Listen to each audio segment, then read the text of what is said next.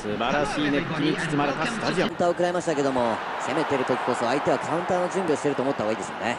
そういう意味では嫌な時間帯や局面でボールを失わないことが大切ですよね。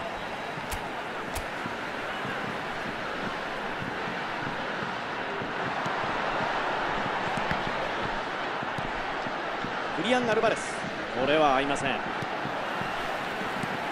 テオ・エルナンデスからグリーズマン、このボールはつながりません。マクアリステル、いいですよ、ポジション切り替え。スルーパス、メッシからアルバレス、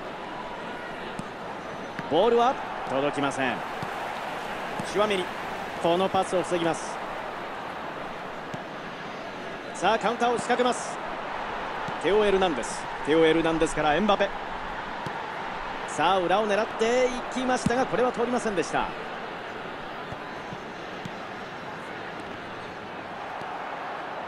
パレデス、これをカットします。メンディからテオ・エルナンデス、さあ右へ預けて、さあ一気にカウンター、チャンス、裏を狙う、インターセプト、またファウルか。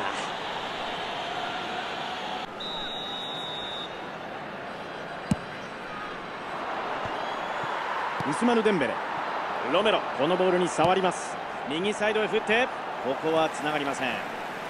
テオ・エルナンデス、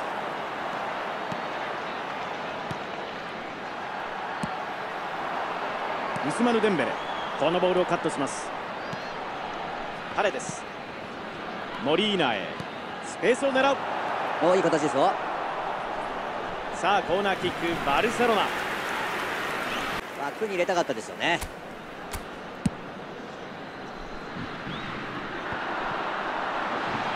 中盤でボールを取られることが多いんですよね。ここでしっかりとボールをキープして組み立てたいですよね。チュアメニ、素早いパスで攻め上がっていきます。シュートも抜けるか。シュート、フランス先制。得意としているカウンターでのゴール、素晴らしい。で後半のプランが立てやすくなったんじゃないですかね。確かにそうですね。裏へ出るか。さあテオ・エルナンデス、テオ・エルナンデス、テオ・エル、止めてきた。おっと素晴らしいシュートだったんですが、ここで笛。前半から得点が動いています。さあ後半スタート。フランス 1-0 リードです。グネス・モリ、マラドーナ、これはなかなかこじ開けられない。カウンターですよ。グリーズマンから右へ、ここは返す。ベンゼマ上げる、シュート、きた、追加点、フランス。テオ・エル、そうですね、ハーフタイムの交代は回数に含まれませんからね。積極的に交代してきましたよね。システム変更も含めて注目ですね。ベンゼマ、勝負のシーン、抜けてくる。さあ勝負、ボールに立ってきますよ。シュート、マルティネスのセーブ、こぼれます。ドリブルで切り込んでいきシュートを打ったんですが、これは決まりませんでした。彼にボールを持たれてしまったらシュートまで行かれてしまいますよね。多少のリスクは覚悟して人数かけていった方がいいと思うんですけどもね。バルセロナ、今のは攻守が一転して逆に危なかったですね。いい攻撃をしていても相手チームは奪ってからのシュートまでの速さを持ってますからね。常にリスクマネジメントを頭に入れといた方がいいですよね。このパスはキーパーへ。バルセロナとしてはなかなかいい形が作れませんよね。マラドーナから右サイド、こ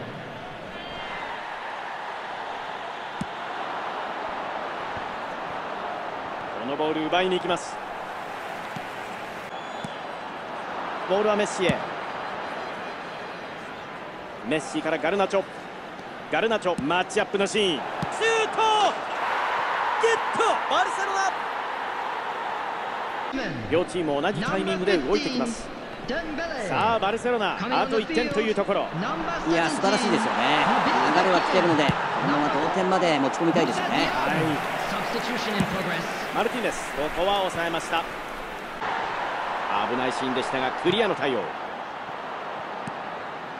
マラドーナ、これは合いません。デキール。